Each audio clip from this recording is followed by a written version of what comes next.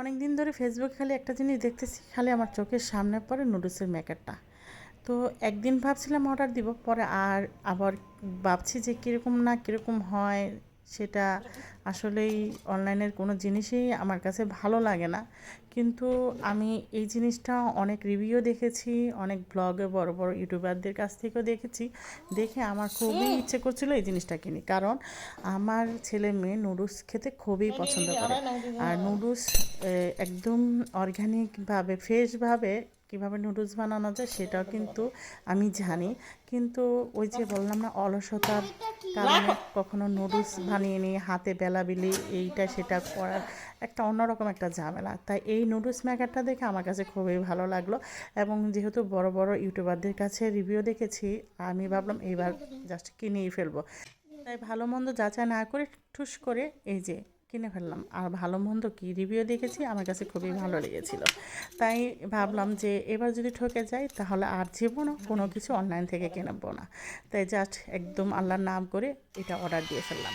তো অর্ডার দিয়ে যেই আমি নুডলসটা বানাতে যাবো না, নুডলস নুডলস যেন ম্যাজিকের মতো নিচ দিয়ে খালি শুধু পড়তেছে, তা একটু করে কেটে দিলাম। তারপর কেটে নুডলসটা রান্না করে কনফিউশনে আছিলাম যে আমি কি নুডলস রান্না করে এটা কি আদৌ অনেক মজা হবে।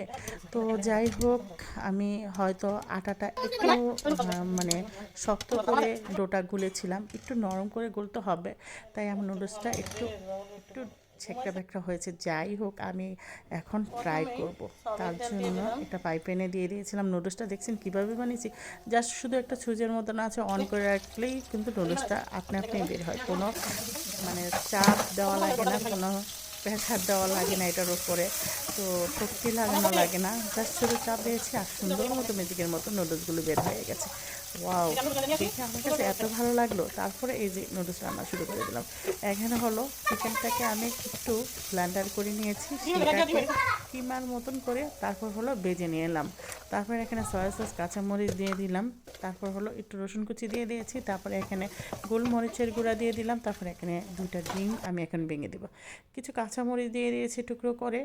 তারপর এই যে এখন নেড়ে চেড়ে ভালো করে, নুডলস রান্নাটা নিজের উপরে ডিপেন্ড করে, আপনি কীরকমভাবে মজা করে রান্না করতে পারেন সেটা হলো আপনার উপর।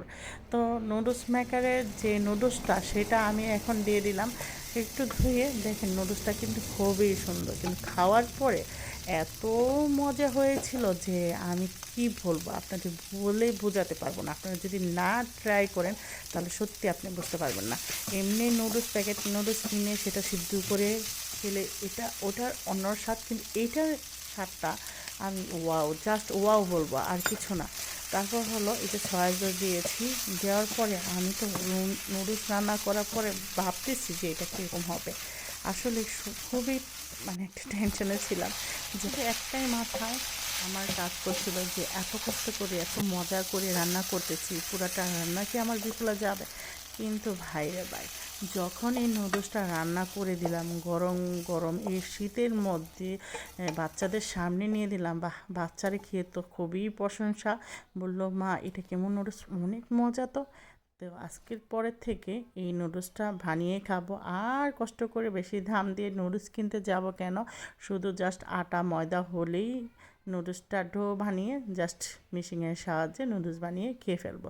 তো আজকের এই ছোট্ট ব্লগটি আর এই যে নুডলস রান্নার রেসিপিটা আপনাদের কাছে কীরকম হয়েছে অবশ্যই কমেন্টে বলবেন। তো আজকের মতন এই পর্যন্ত, আল্লাহ হাফেজ।